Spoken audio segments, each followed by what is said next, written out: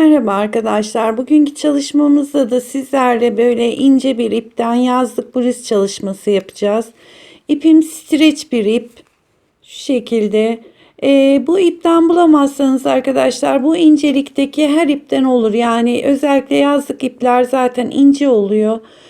Bu tür bir iplerle de yapabilirsiniz. İpim 50 gram 193 metre. Tığ numaram da 2,5. Yani 2,5 numaraya uygun her iple yapabilirsiniz. Ben şimdi bir zincir çektim. 74 tane zincir çektim. Bunun üzerine trabzan yapacağız. Şu şekilde göstereyim. İlk başlamamız 74 tane zincir çekiyoruz. Yani şöyle 74 tane zincir. Şimdi döneceğiz. Bunun üzerine 35 tane trabzan. Şurada bir artırmamız olacak. 35'te diğer tarafta trabzan yapacağız. Trabzanlarımız ikili trabzan olacak. Şimdi ben 74 tane zincirimi çektim. Tığıma doluyorum. 1, 2, 3. veya 4. zincire giriyorum. Şöyle 2 tane trabzanımız oldu. Hiç atlamadan bütün zincirlerin içine trabzan yapıyoruz.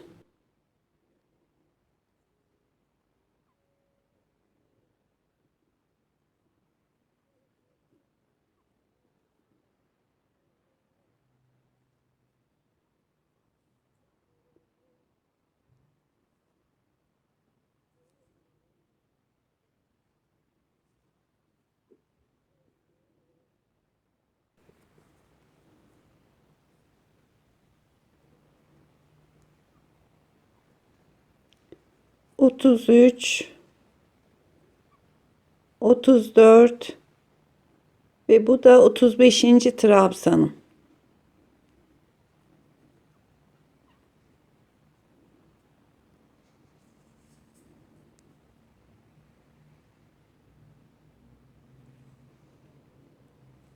Şimdi tam ortaya geldik. Burada 1, 2 tane zincir çekiyorum. Tığıma doluyorum. Yine bu yaptığımın tam aynı yere dibine bir tane daha yaptım. Ve daha sonra yanındaki zincirden başlıyorum, devam ediyorum.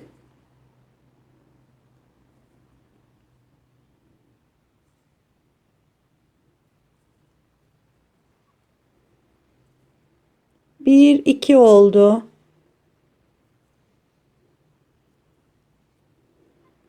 Bu şekilde 35 tane de diğer bu tarafta trabzanımız olacak.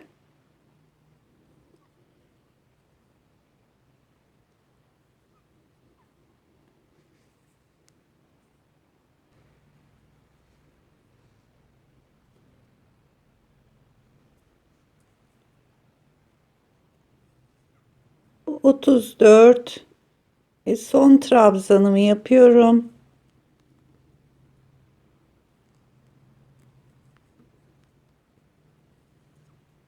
35. 35 tane bir tarafta, yani şuradaki 35. ile diğerinin birincisi aynı zincirin içine yaptık. Yani şurada da 35, bu tarafta da 35 tane trabzanımız var.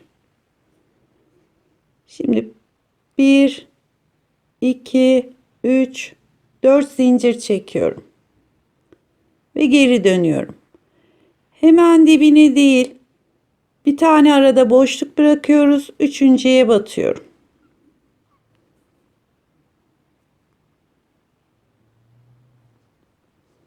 Bir zincir çekiyorum. Şimdi aralarda birer tane bırakacağız. Diğerine trabzan. Ve bir zincir. Bir tane bırakıyorum diğerine.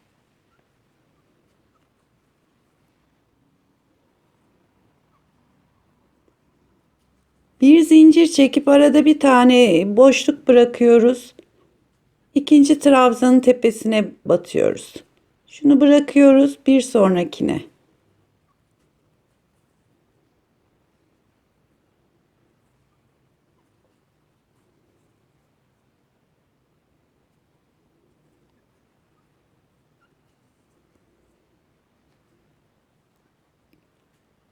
Eğer bu bulizi büyütmek, küçültmek isteyen arkadaşlar mesela 35 değil de 31 trabzanla başlayabilirler.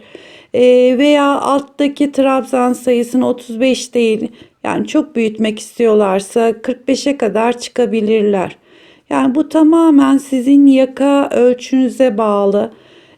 Ortalama bu yapacağımız buliz 40 beden civarında, 40-42'ye de rahatlıkla olur arkadaşlar. 38 mesela 36 beden 38 beden yapmak isteyenler şuradaki trabzan sayılarını azaltabilirler. Şimdi sonuna geldim. Bak, tam şunu tepesine yapıyorum.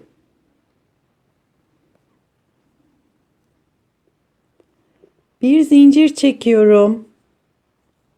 Boşluğun içine bir tane trabzan yaptım. Şimdi iki zincir çektim. Aynı boşluğun içine tekrar.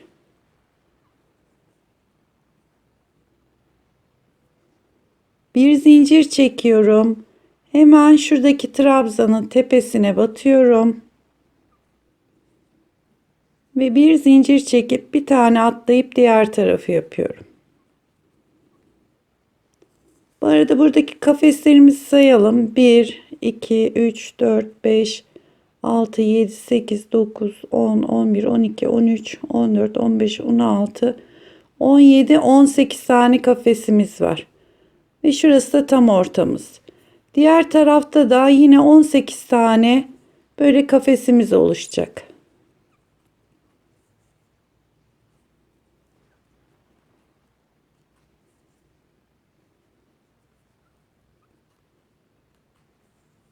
Yine hep aralarda birer tane bırakarak devam ediyorum.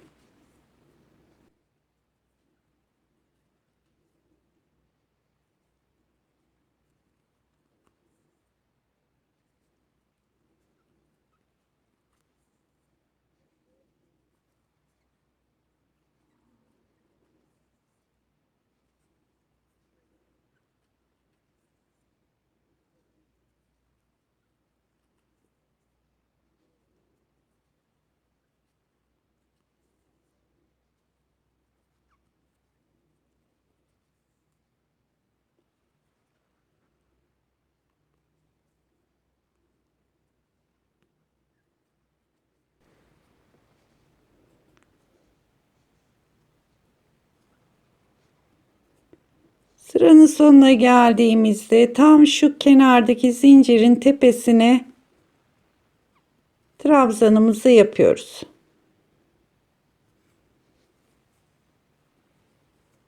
Şu orta noktamız.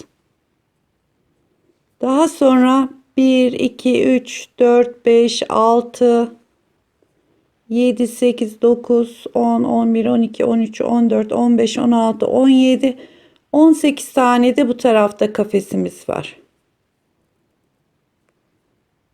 Sıranın sonuna geldiğimiz zaman 1, 2, 3 zincir çekiyorum. Ve geri dönüyorum. İlk boşluktan başlayarak şimdi tekrar trabzan yapacağız. Bir tane tepelerine, bir tane boşluklara.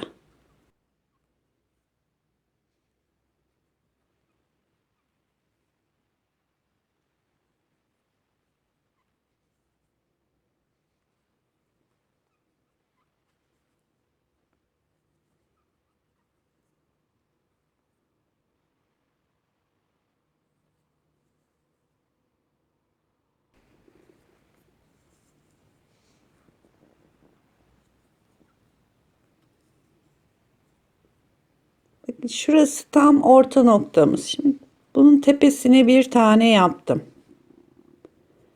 Şu boşluğun içine 2 kere yapacağız. Doluyorum.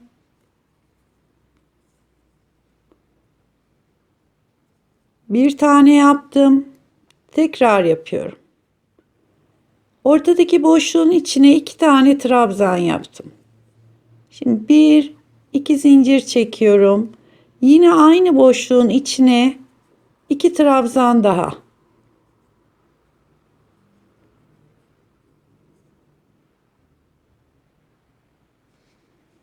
Daha sonra bir tepelerine bir de boşluklara yaparak sıranın sonuna kadar devam ediyorum.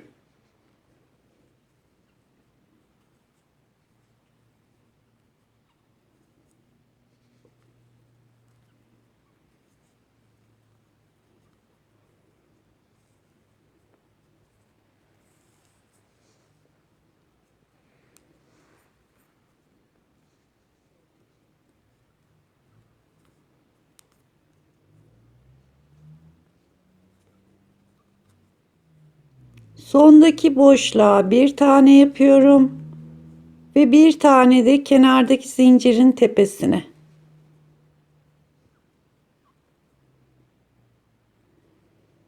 Bir, iki, üç, dört zincir çekip geri dönüyorum. Yine hemen bunun dibine değil, bir tane arada bırakıp diğerine batıyoruz.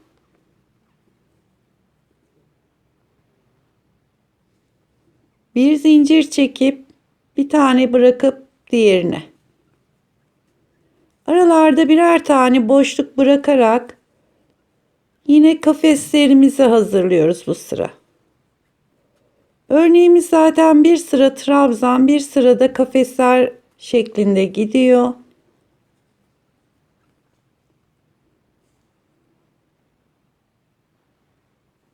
Şimdi orta noktaya kadar bu şekilde devam edelim.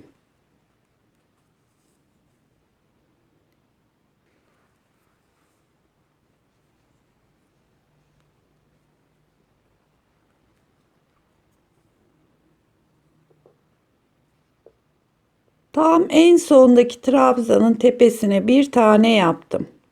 Şimdi bir zincir çekiyorum. Şu ortadaki boşluğun içine bir tane trabzan yapıyorum. Bir, iki zincir çekip bu boşluğun içine tekrar bir trabzan daha. Bir zincir çekiyorum. Şimdi ilk trabzanın tepesine batarak devam ediyorum. Delik sıralarında arkadaşlar boşluğun içine bir trabzan yapıyoruz, iki zincir çekiyoruz. Dolgu sırasında iki trabzan yapıp iki zincir çekiyoruz. Yani boşluğun içinde trabzanları yaptığımız şu dolgu sırasında 4 tane trabzan oluyor. Diğerinde 2 tane. Şimdi bu şekilde devam edelim. Hep birer tane atlayıp diğerine trabzan yaparak sıranın sonuna kadar gidelim.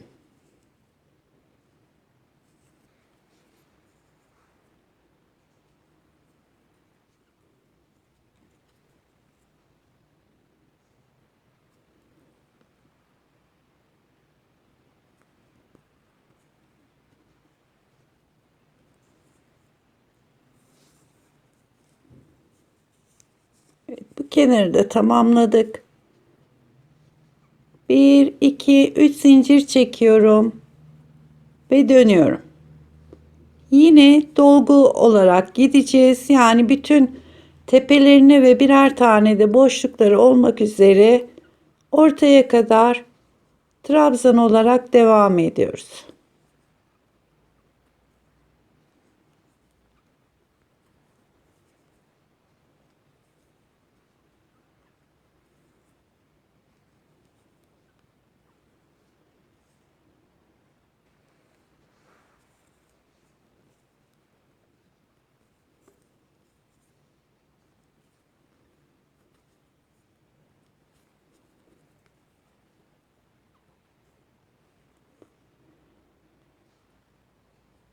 Yine boşluktaki trabzanın tepesine yaptım.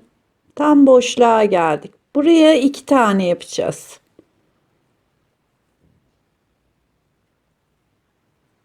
İki tane trabzan yaptım. 2 zincir çekiyorum ve aynı boşluğun içine tekrar 2 tane daha.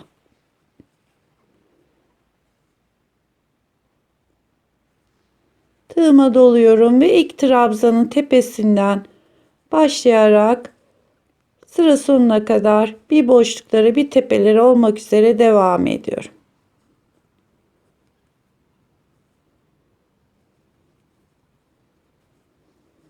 Ve bu istediğimiz ebat olana kadar arkadaşlar bu şekilde devam edecek.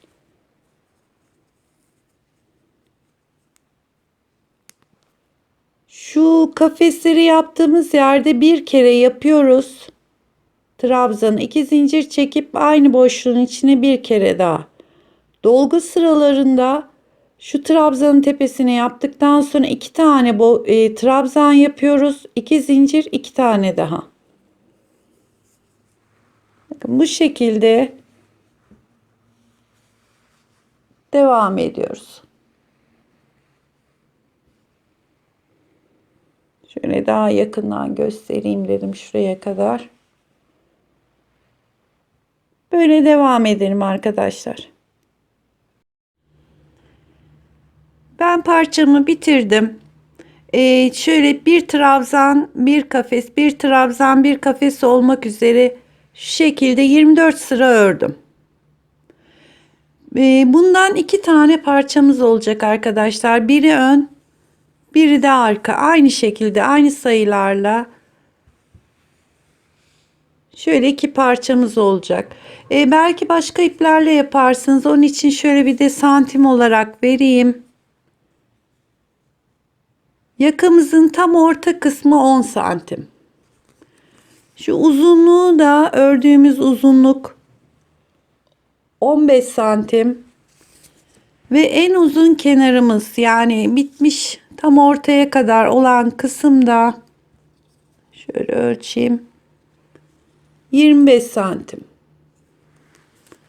Şimdi şablonda tekrar bir anlatayım arkadaşlar. 74 zincir çektik. 35 trabzan ve 35 trabzan olarak ilk sırayı kurduk. İlk sıranın üstünde kafes olarak 18 tane kafesimiz oluşuyor. Daha sonra 24 sıra ördük. 24. sırada 40 tane kafesimiz oluşuyor. Bir alt sıradaki trabzan sayım da 79.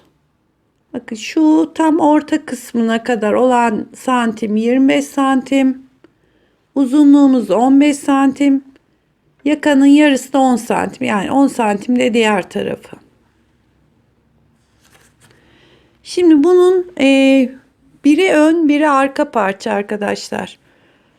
Şöyle şu yan kısımlarını öreceğiz şimdi. Şu arayı kapatacağız. Yani şu tam orta noktadan başlayacağız. Geleceğiz. Diğer parçaya geçiş yapacağız. Ve bunun orta noktasına kadar. Tekrar geri dönüp her gidip gelerek şurada da birbirine geçmeler yaparak bu arayı dolduracağız.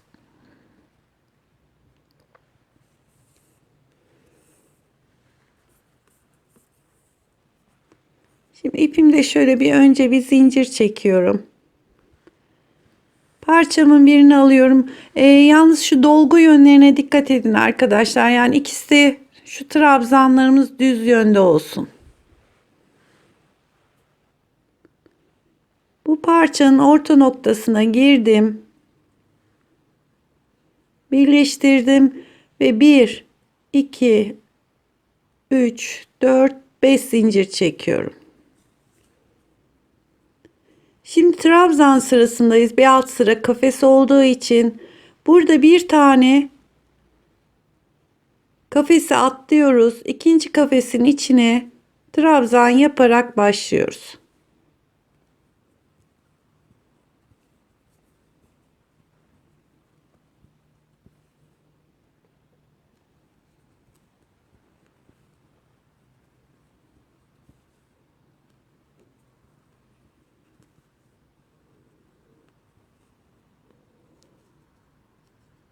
Şu orta noktadan girdik. Arada bir tane kafesi bıraktık. İkinci kafesin içinden başladık.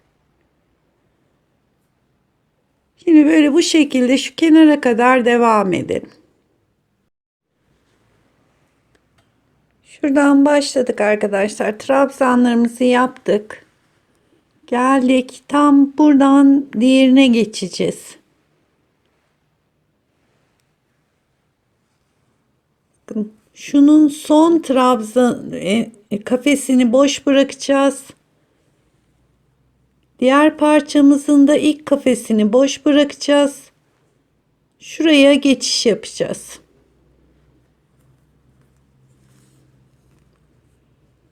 Tığımı doluyorum. Trabzanımı yapıyorum. Bir tanesini çektim. İkinciyi çekmiyorum, bekletiyorum. Diğer parçayı alıyorum. Tığımı doladım. Bakın şu ilk kafesi boş bırakıyorum. Hemen onun yanındaki trabzanın tepesine giriyorum ve bir kere çektikten sonra üçünü birlikte. Bakın şurada bir kafes ve diğerinde de bir kafes boşluğumuz var. Şimdi birleştirdikten sonra trabzanımı yapmaya devam ediyorum.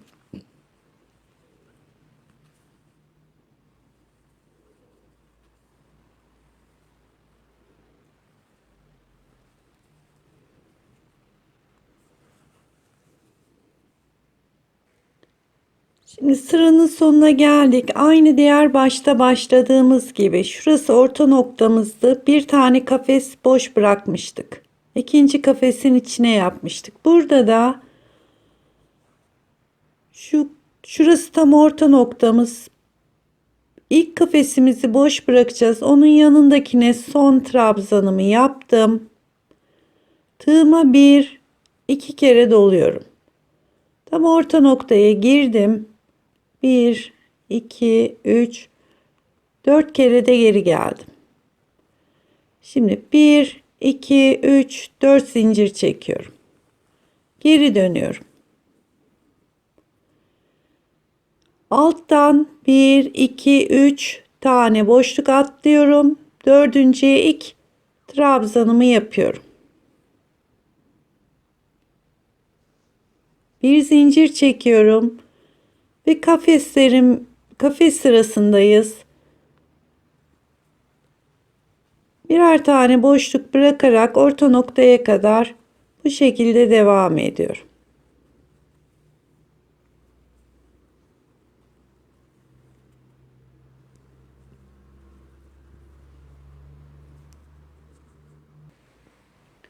Şimdi kafeslerimizi yaparak geldik orta noktaya.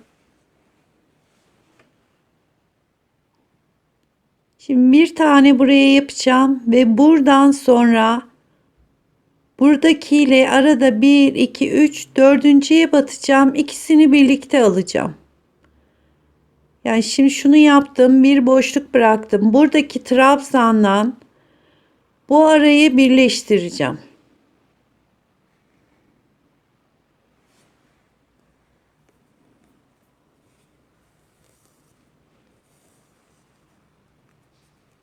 Kafes sırasındayız. Geldim. Tam orta noktaya bir tane atlıyorum. Şuraya batıyorum.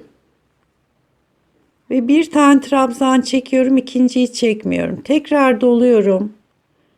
1, 2, 3, dördüncü boşluğa batıyorum. Bir tanesini çektim. Daha sonra üçünü birlikte. Ve bir zincir çekiyorum. Bir tane atlıyorum. Sıranın sonuna kadar kafeslerime devam ediyorum.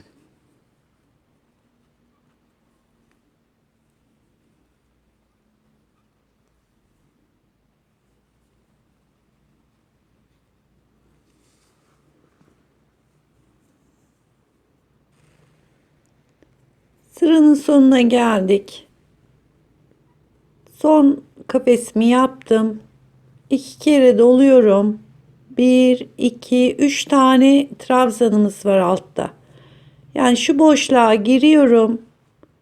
1, 2, 3, 4 de geri geldim. Tekrar 4 zincir çektim. Geri dönüyorum. Yine ilk kafesimizi boş bırakıyoruz. İkincinin içine giriyorum. Ve trabzan yapmaya devam ediyorum.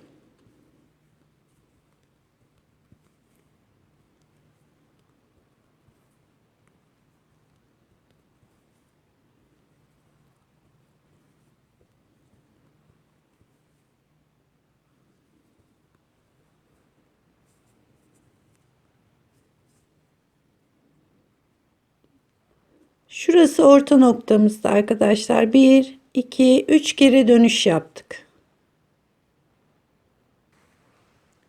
Trabzanlarımızı yaptık. Yine orta noktaya geldik. Şimdi şurası tam ve alttaki birleşme noktamız. Onun yanındaki trabzan ve karşısındaki trabzan arasını birleştireceğiz.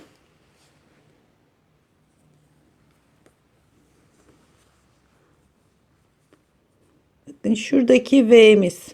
Şu trabzanın tepesine batıyorum. 1. İkinciyi çekmiyorum. Tekrar doluyorum. Şu V'nin yanındaki trabzanın tepesine geçiyorum. Şöyle birleştirdim. Ve dolgularıma devam ediyorum.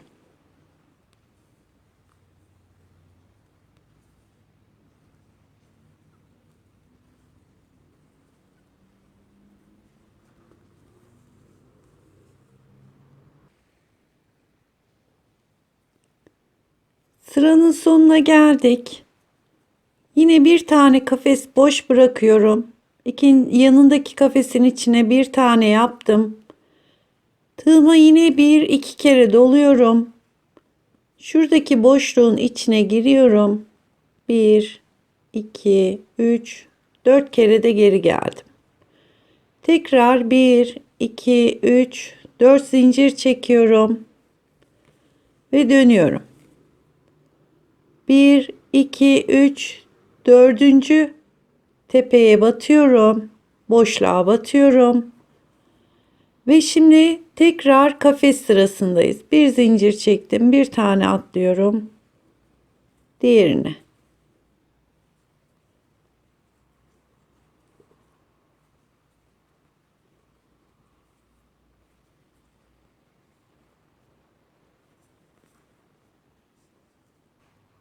Yine orta noktaya geldik arkadaşlar. Son trabzanı yaptıktan sonra karşıya geçeceğiz. Bakın şurası bir alt sıradaki birleştirme noktamız. Şimdi bir tane atlıyorum. Yanındakine trabzanın bir tanesini yapıyorum. İkinciyi çekmiyorum. Tığıma doluyorum. 1, 2, 3, dördüncü boşluğa giriyorum.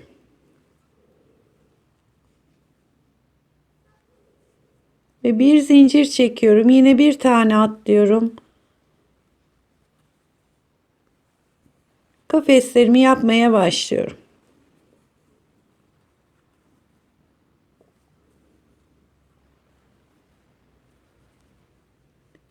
Ve artık hep bundan sonra sıralarımız bu şekilde gidiyor. Bir sıra yine trabzan, bir sıra kafes. Şu boşluklarda bakın böyle birbirine geçerek şöyle daha net göstereyim. Birbirine geçerek şurada aralarda birleştirme yapıyoruz. Kenarlarda da hep içeri girerek buraları bitireceğiz arkadaşlar. Yani şöyle şu şekilde göstereyim. Şurası üçgen kısmımız.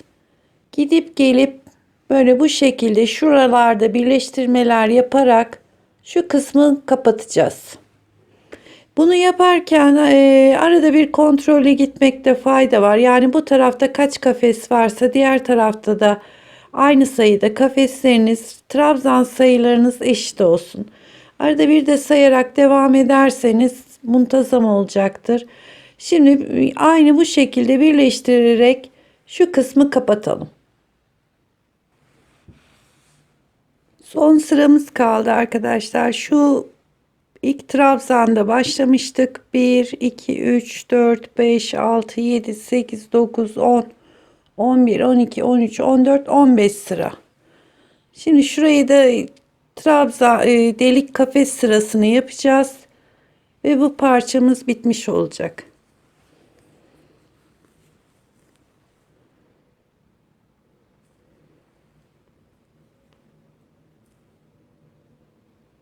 Bir tane yaptım. Diğerini diğerine de yapıyorum. Şöyle birleştiriyorum.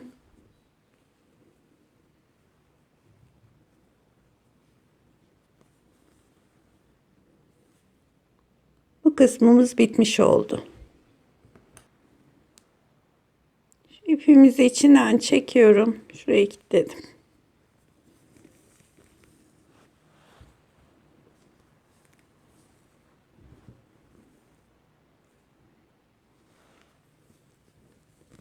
Şimdi burası yan tarafımızdı. Şöyle göstereyim ben.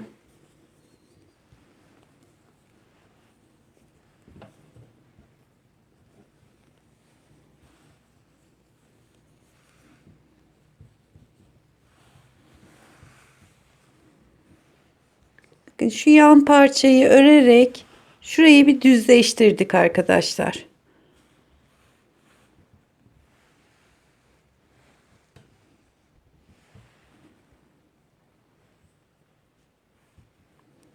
Şimdi de diğer kenarı yapacağız. Yani orayı da şu şekilde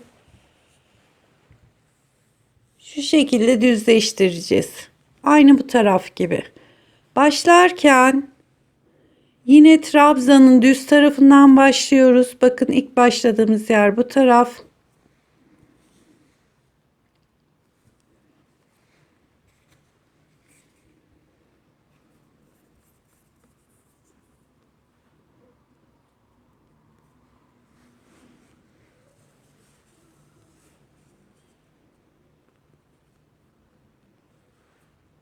Tam şurası göbek noktamızda arkadaşlar. Ortadaki yerimiz. Şundan başlamıştık. Hemen onun dibine giriyorum.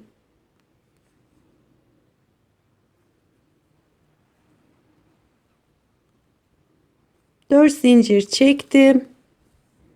Bir tane kafes atlayıp ikinci kafesin boşluğundan başladım.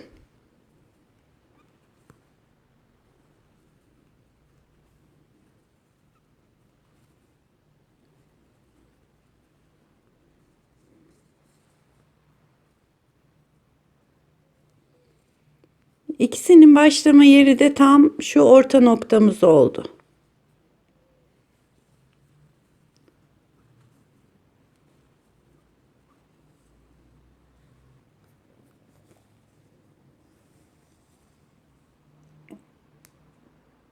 Trabzan yaparak geldik. Yine diğer parçada yaptığımız gibi son kafesin tepesine yapıyorum. Bir tane boşluk bırakıyorum. Pardon, şunu çekmeyeceğiz.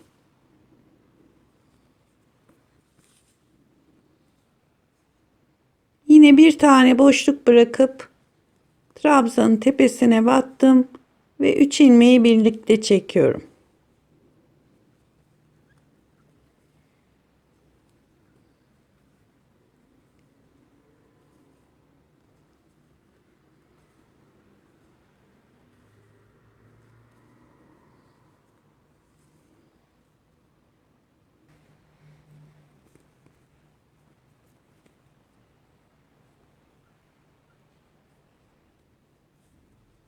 Şu kısım tam orta noktamız. Bakın, bir kafes bırakacağız. 2 kere dönüyorum. Şunun içine değil ama şu tam birleşme noktasına, diğer parçanın yaptığımız yere şöyle bir birleştirelim.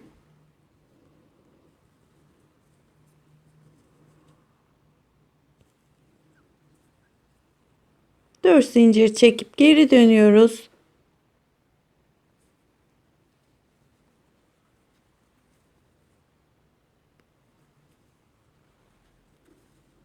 Ve diğer parça gibi aynı o sayıda olana kadar, burası kapanana kadar bir sıra trabzan, bir sırada kafeslerle devam ediyoruz. Şurası tam birleşme yeri.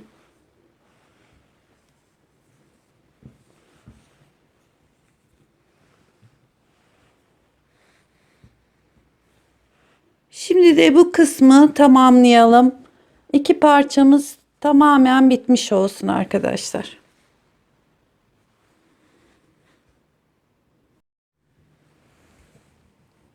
Evet arkadaşlar, gördüğünüz gibi düzeldik, kenarlarımız şu yanlarını da tamamladık. Şu şekilde dümdüz oldu.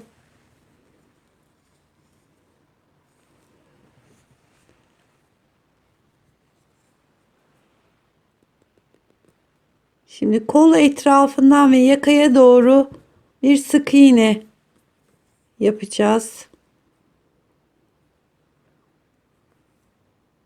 Şöyle bir tane zincirle sabitledim.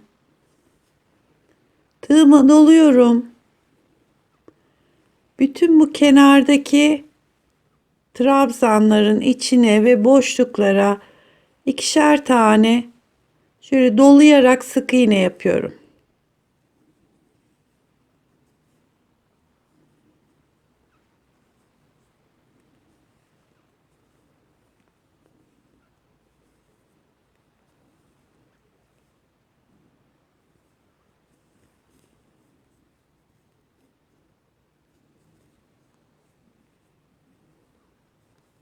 Hem buradaki boşlukların içine hem de yandaki trabzanın içine iki tane yapıyorum.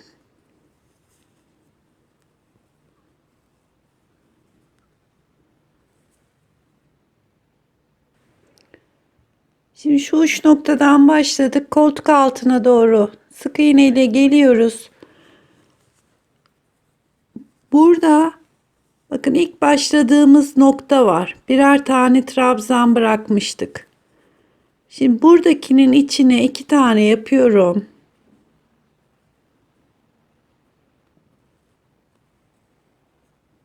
Sonra direkt karşıdakinin içine, şu ipi de içinde yürütelim. Şu karşıya geçiyorum. Ve burayı birleştirmiş oluyoruz.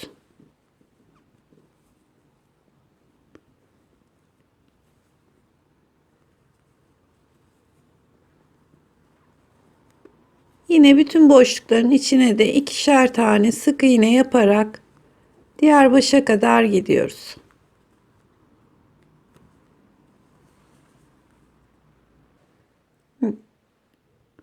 Şu uçtan başladık. Şöyle koltuk altına doğru indik. Tekrar uca geldik. Bütün her yerini sık iğne olarak devam edeceğiz. Buradan geleceğiz. Tekrar şu uca gideceğiz. Ve bu koltuk altında sık iğne yapacağız. Yine buradan iki tane buna yaptıktan sonra iki tane de buna yapacağız. Şöyle birleştirmeyi yapıp başladığımız noktaya geri gideceğiz arkadaşlar. Komple her tarafını sık iğne dolaşalım.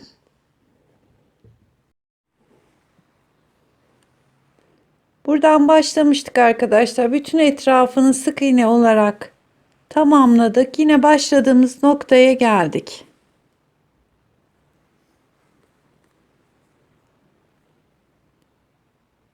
Şimdi şurada bir tane sık iğne ile şöyle yürüterek birleştiriyorum. Bu araya askı yapacağız. Onun için şöyle bir iki tane daha yürütüyorum ve bir zincir çekiyorum. Geri dönüyorum. Bir, iki, yürüttüğümüz yerler 3, 4. Bir zincir çekiyorum. Tekrar geri dönüyorum. 1, 2, 3, 4 tane sık iğne. Bir zincir çekiyorum. Geri dönüyorum. Bu askının kalınlığını isterseniz daha da kalın yapabilirsiniz.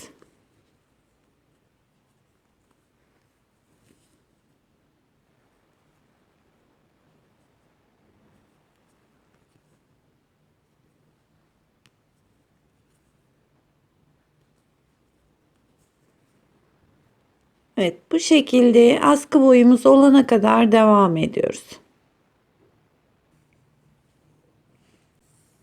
Bakın askımızı şöyle şu kadar ördüm. Ben santim olarak ölçeyim.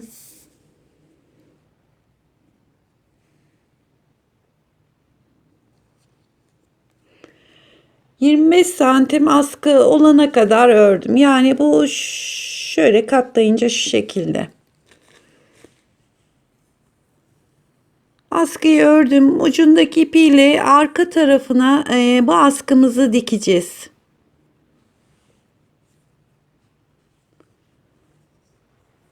Askıyı şöyle düz olarak tutuyorum. Arka parçanın tam şu kenarındaki çıkıntının bir yanından başlayarak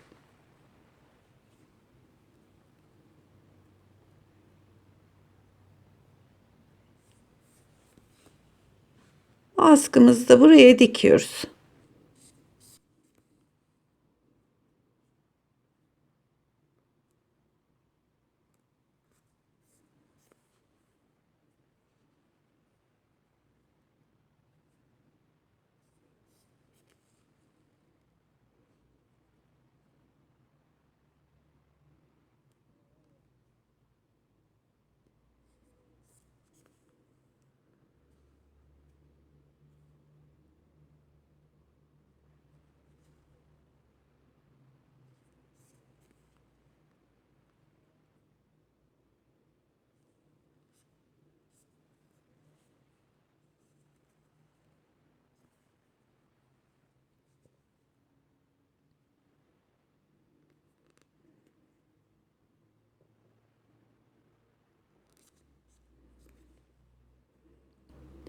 Şu ipimizi de şöyle arkaya doğru saklayalım arkadaşlar.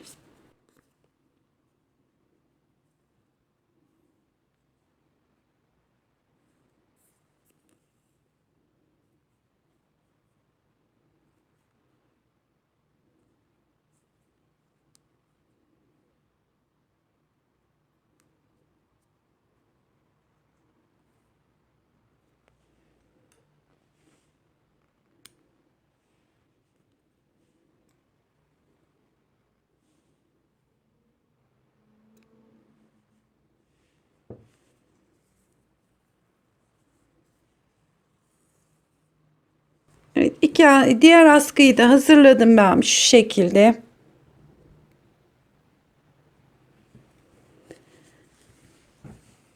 Şimdi bu etek ucunu döne döne istediğimiz ebatak gelene kadar öreceğiz. Yani kısa istiyorsanız çok az örebilirsiniz. Daha uzun istiyorsanız bu alt kısmını istediğiniz kadar artık uzatabilirsiniz. Şimdi şu yandaki parçaların birinden başlıyorum.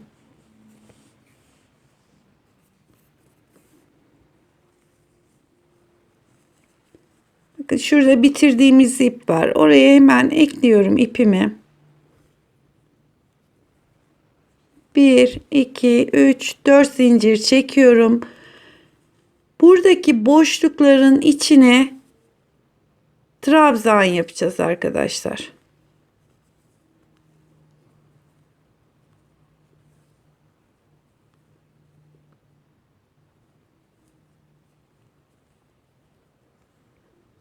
Dört tane. Bunu burada bırakalım. Diğer boşluğa geçiyorum. Hiç arada zincir çekmeden.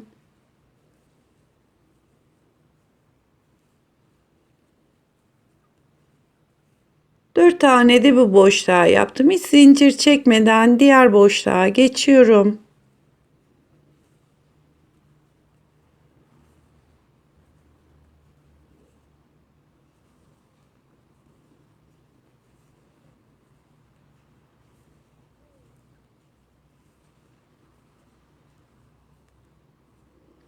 Bütün etrafını bu şekilde trabzanla tamamlayalım. Evet, şu tam orta noktaya kadar hepsinin içine dörder tane yaptım. Şu ortadaki, bakın şu V yakanın tam ortasındaki yere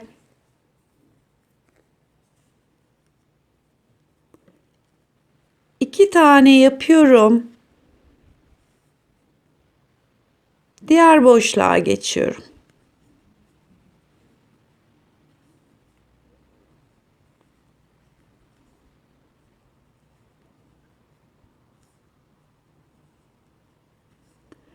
Daha sonra yine diğer boşlukların içine 4'er tane yaparak şuradaki bir ipimizi de yürütelim.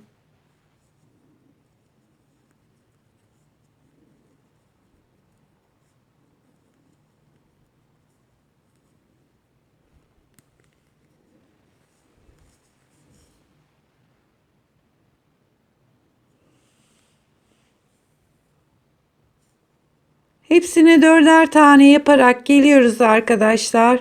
Şu ön ortadaki yere de 2 2 olarak yapıyoruz. Daha sonra diğerlerini yine 4 trabzan yapıp başladığımız noktaya geliyoruz. Bütün etrafının şu boşluklarına 4'er tane dolgu yaptık. Sadece şu ön çizginin olduğu yere 2 tane bu tarafına, 2 tane bu tarafına. Aynı şekilde arka tarafta da. Sadece bunlara 2'şer tane yaptık. Diğerlerinin hepsine 4'er tane yaparak sırayı tamamladık.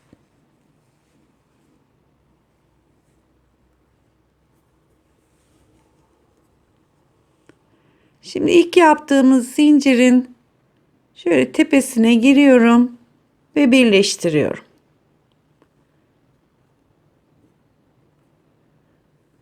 Dört tane zincir çektim. Aynı boşluğun içine giriyorum. Bir trabzan daha yaptım. 2 zincir. Yine aynı yere giriyorum. Bir tane daha yaptım. 2 trabzan. Şöyle bir kelebek yaptık. Daha sonra tığıma doluyorum. Zincir çekmiyorum. 1, 2, 3, 4, 5. boşluğa girdim. Bir tane trabzan yaptım. Bu da ikincisi. Arada şöyle 2 zincir çekiyorum. Aynı boşluğun içine 2 tane daha trabzan yapıyorum. Tığıma doluyorum. Hiç zincir çekmiyorum.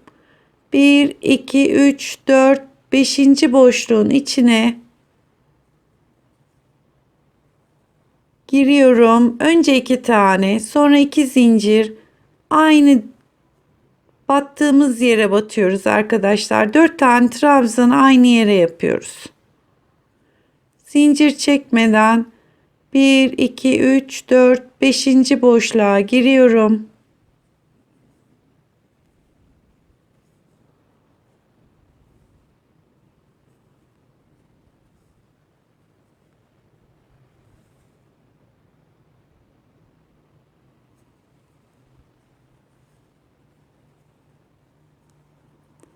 Bu sırayı bu şekilde tamamlayacağız. Sıranın sonunda bir iki tane trabzanım boşluğumuz kalırsa onu 5 değil de 6 tane de atlayabiliriz.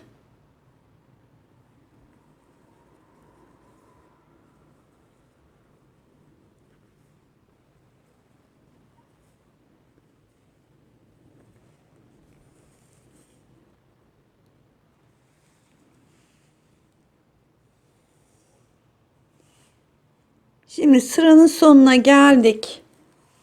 Bu şekilde. Burada 3 tane boşluğum kaldı. Yani sizde belki 4 kalabilir. Önemli değil. Yani şurada artık ne kalıyorsa arkadaşlar 4 de kalabilir, 5 de kalabilir. Sıranın sonunda ilk yaptığımız trabzanın şöyle tepesine giriyorum. Birleştirmemi yaptım. Yanındaki tepeye giriyorum. Ve tam boşluğun içine de giriyorum. Şöyle ipimi yürüttüm boşluğa kadar. 3 zincirle yukarı çıktım. Ve bundan sonra sıra başlarımız hep bu şekilde olacak şekilde devam edeceğiz.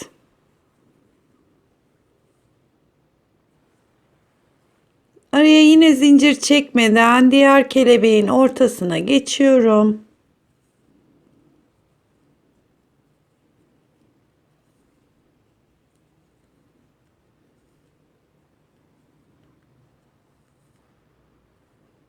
Tekrar tığıma doluyorum.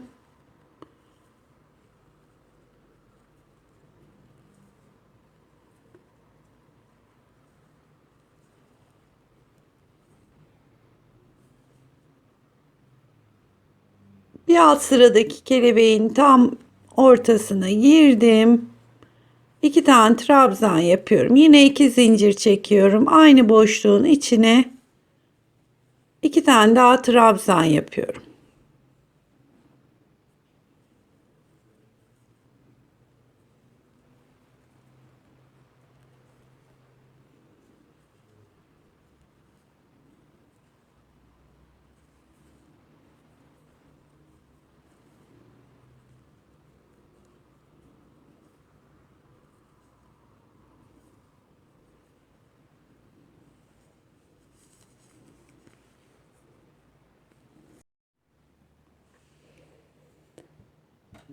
Ben 19 sıra bu su taşı modelinden, yani kelebek de diyebilirsiniz, su taşı modelinden ördüm. Şimdi 20. sıradayım. Artık buraya böyle bir ufak oya yapıp bitireceğim. Tabii bunun uzunluğunu daha fazla istiyorsanız daha da uzun örebilirsiniz.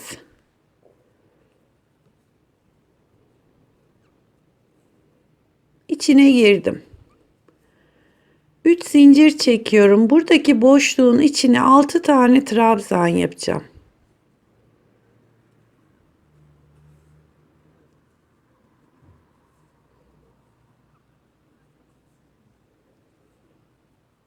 Bu da altıncısı. Şimdi şu aradaki boşluğa giriyorum. Şöyle bir kilitliyorum. Tığıma doluyorum. Yanındaki boşluğun içine yine 6 tane trabzan. 2 3 4 5 ve 6. Hemen şu aradaki boşluğa giriyorum. Şöyle bir kilitliyorum.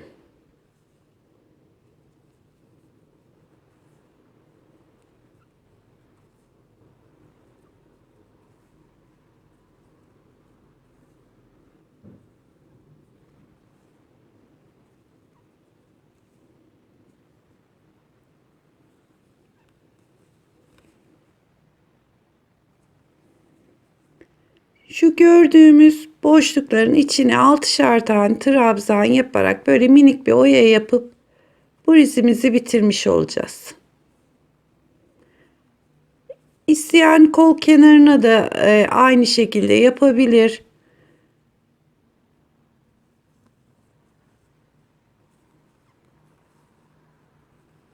Bu kenarını yapalım.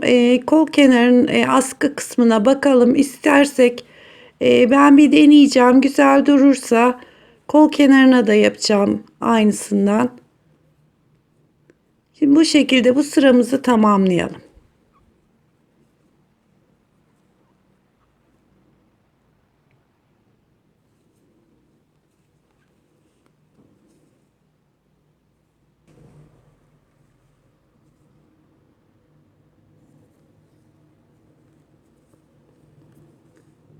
Sıranın sonunda şuradaki boşluğa girdim ve şunun tepesine giriyorum. Birleştiriyorum.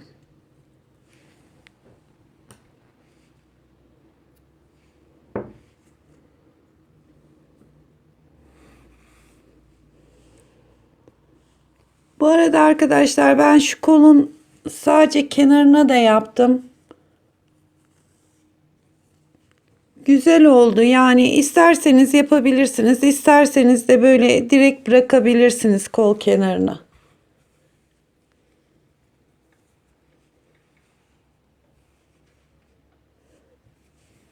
Onun için de şu tam kol altından başladım. Şuraya ipimi bağladım.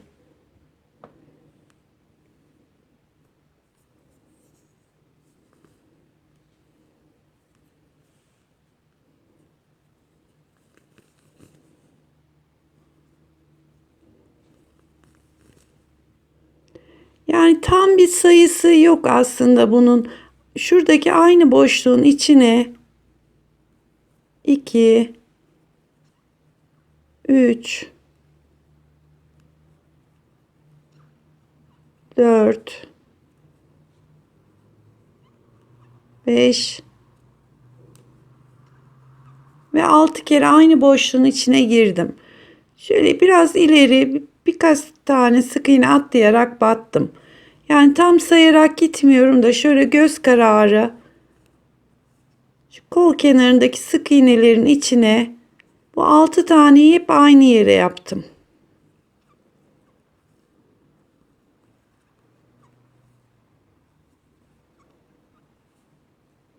Şöyle tutuyorum.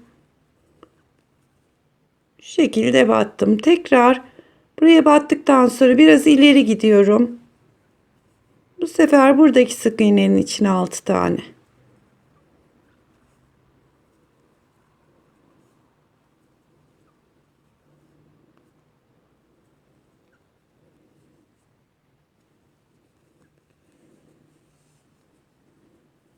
Evet, bu şekilde sadece şu dış taraflarından dolaşarak şöyle bir oya yaptım. Dediğim gibi isteyen yapar, isteyen koymaya da bilir. Böyle yazdık. Çok güzel bir burizimiz oldu. Yapacak arkadaşlara kolaylıklar diliyorum.